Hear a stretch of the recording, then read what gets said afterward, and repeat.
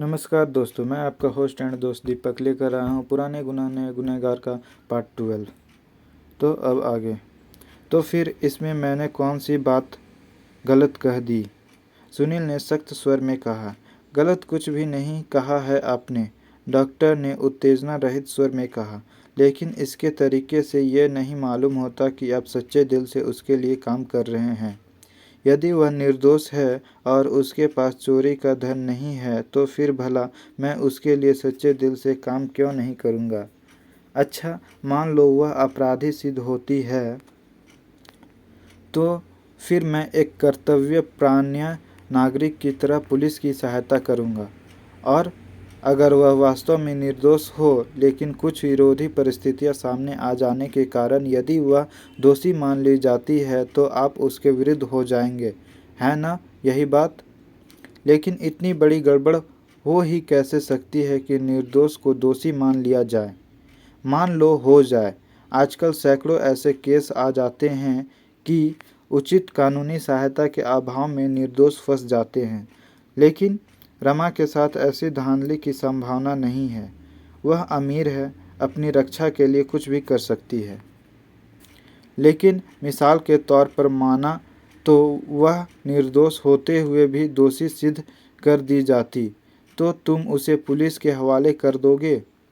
Doctor साहब, सुनील ने निरुत्तर होकर बात बदलनी चाहिए। आप रमा को निर्दोष मानते हैं? बिल्कुल। मैं इसके लिए अपने जीवन का दांव लगा सकता हूँ। बहुत रिग्रेट हुआ, सुनील ने व्यंग समझकर अधिकारपूर्ण स्वर में कहा। आपका उससे क्या संबंध है? केवल मित्रता का। कैसी मित्रता? क्या मतलब? कोई रोमांटिक औपचारिकमेंट अटैचमेंट? मिस्टर सुनील, मैं नहीं चाहता कि आपको मुझसे किसी प्रकार की अनुचित व्यवहार की शिकायत हो। वैसे ही मैं आपकी जानकारी के लिए बता देना बेहतर समझता हूँ कि मैं कॉलेज में बॉक्सर रह चुका हूँ और अभी भी अपने को वृद्ध या एकदम आउट ऑफ फॉर्म महसूस नहीं करता हूँ। आप धमकी दे रहे हैं? सुनील ने परिस्थिति का आनंद लेते हुए उत्तेजना रहित स्वर में कहा। आप इसे जो जी चाहे समझिए। माना रिपोर्टर बड़े हाजिर जवाब होते हैं, लेकिन मैं अदालत के कटघरे में नहीं खड़ा हूँ। मैं जो घर का आरामदेह बिस्तर छोड़कर रात के 2 बजे क्लिनिक में बैठा हूँ, अपनी नींद हराम कर रहा हूँ, वह इसलिए नहीं कि आप मुझे क्रॉस एग्जामिन करें। आप किसी गलतफहमी में ना पड़े। रमा के लिए मैं अपने मन में भारी स्नेह रखता हूँ। उसका बाप मेरा मित्र था और मेरा भी विश्वास है कि उसके साथ इंसाफ नहीं हुआ है। आप बाप को भी दोषी मानते हैं, निर्दोषी मानते हैं? हाँ, जमुना दास बेचारा तो केवल इसलिए फंस गया कि पुलिस और इंश्योरेंस वालों को और कोई ऐसा व्यक्ति दिखाई नहीं दे रहा था जिसके सर पे ये इल्ज़ाम मढ़ा जा सकता था। लेकिन जमुना दास के पास चुराया हुआ धन बरामद हुआ था।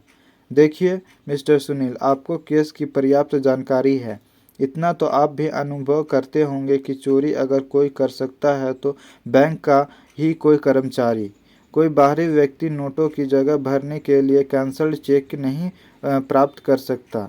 अच्छा, अब अगर हम ये माने ले कि चोरी खोसला ने नहीं किसी और ने की है तो क्या जो आदमी सबकी आंखों में धूल झोंककर इतना बड़ा बवाल खड़ा कर सकता है, वह क्या जमुना दास के पर्स में चोरी के कुछ नोट नहीं छुपा सकता? मिस्टर सुनील, जमुना दास के पर्स में चोरी के नोट बरामद होना कोई सबूत नहीं। यह अधिकारियों की धांधली है कि उन्होंने उन्हें फंसाया है। ख्याल तो आपका ठीक है, सुनील प्रभावित होता हुआ बोला। ख्याल आपके दिमाग में भी आना चाहिए था, डॉक्टर ने तल्ख स्वर में कहा। खैर, पहले नहीं तो अब आ गया है। गनीमत है साहब, डॉक्टर ने फिर व्यंग करते हुए कहा। गनीमत तो है ही, इसलिए तो मैं यहाँ बैठा हूँ, वरना रमा को मैं झोंकता होता भाड़ में और इस समय यूथ क्लब में नगर की सबसे सुंदर लड़की के साथ डांस कर रहा होता। डॉक्टर चुप हो गया। डॉक्टर साहब, सुनील एक उत्तेजित स्वर में कहा, जब रमा की आय का कोई प्रत्यक्ष साधन नहीं है तो उसे इतना रुपए कहाँ से मिलता है? क्या आप देते हैं? नहीं। तो फिर कौन? मैं नहीं जानता, लेकिन काश रमा ने मुझे बताया होता। रमा मेरे ऊपर पूरा पूरा विश्वास रखती है, लेकिन ये ही एक बात है जो आज तक मुझे नहीं बताई है। क्यों? वह कहती है कि वह रुपया देने वाला के प्रति वचनबद्ध है। रुपया देने वाला कोई भी हो सकता है, लेकिन प्रश्न तो यह है कि वह रमा को रुपया क्यों दे रहा है। कुछ उखड़ी उखड़ी सी बातें तो मैं बता सकता हूँ। इस बात में तो कोई संदेह नहीं कि रुपया देने वाला जमुना दास की भलाई चाहता है और उसे निर्दोष समझता है और चाहता है कि जमुना दास जेल से रिहा हो जाए। लेकिन जब तक वह अधिकारियों को विश्वास है कि जमुना दास ने रुपये छुपाया हुआ है और जब तक वह उसे रुपये को लौटा नहीं देता, वे लोग उसे छोड़ने वाले नहीं हैं। लेकिन यदि उन्हें यह विश्वास दिला दिया जाए कि रुपया जमुना दास के पास नहीं बल्कि उसकी बेटी के पास है, जो उसे अंधाधुंध खर्च भी कर रही है, तो संभावना है कि पुलिस जमुना दास को रिहा कर दे। अगर रुपया बेटी के पास है तो रिहा होने के बाद कभी न कभी जमुना दास उसे प्रयोग में भी लाएगा। ऐसी सूरत में वे उसे फिर पकड़ लेंगे और बेटी को भी नहीं छोड़ेंगे। शायद रुपया देने वाला इसी लाइन पर काम कर रहा है। वह अधिकारियों के मन में यह विश्वास दिलाना चाहता है कि रुपया लड़की के पास है और इसलिए वह रमा को खर्च करने के लिए बड़ी बड़ी रकम दे रहा है। इसी ग्राउंड पर अगर एक बार जमुना दास बाहर आ जाए तो बाद में उसके लिए बहुत कुछ किया जा सकता है।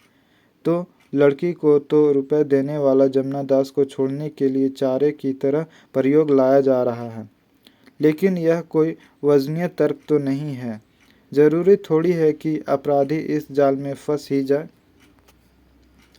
मैं भी यही समझता हूँ, बल्कि मैं तो इसे भारी मूर्खता मानता हूँ। मैंने रमा के इस विषय में बहस की थी, लेकिन उसने अपने रहस्यमय मित्र से प्रतिज्ञा की हुई है कि वह कम से कम 1 वर्ष तक उसके कार्य करने के तरीके में टांग नहीं अड़ाएगी। अपने इस सारी स्कीम पर विश्वास कर लिया? हाँ, अपने कभी अनुमान तो लगाया होगा कि रुपया देने वाला कौन हो सकता है। मेरे ख्याल से तो वह कोई बैंक का ही कर्मचारी है। आपका ख्याल है कि बैंक के ही किसी कर्मचारी ने पहले तो गर्मजोशी में चोरी कर ली और बाद में अब उसकी अंतरात्मा ने धिक्कारा तो उसने अप्रत्यक्ष रूप से रमा की सहायता करनी आरंभ कर दी और जमुना दास को छुड़ाने के लिए चेष्टा शुरू कर दी।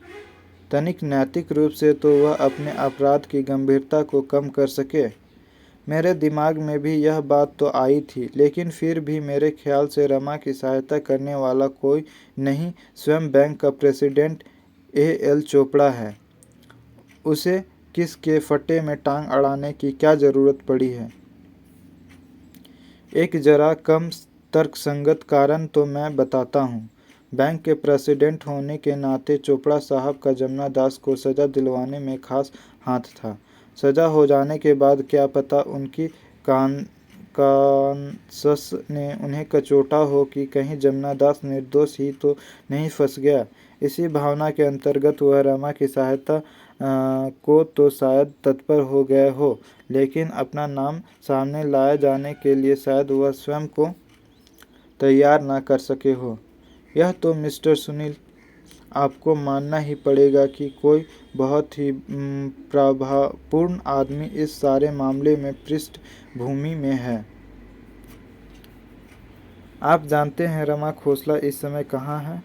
भाई, वह किसी होटल में रहती है, नाम तो मुझे याद नहीं। रमा लेक होटल में रहती है, लेकिन इस समय वह अपने कमरे में नहीं है। क्या? डॉक्टर हैरान होकर बोला। कमरे में नहीं है? सच कह रहे हो?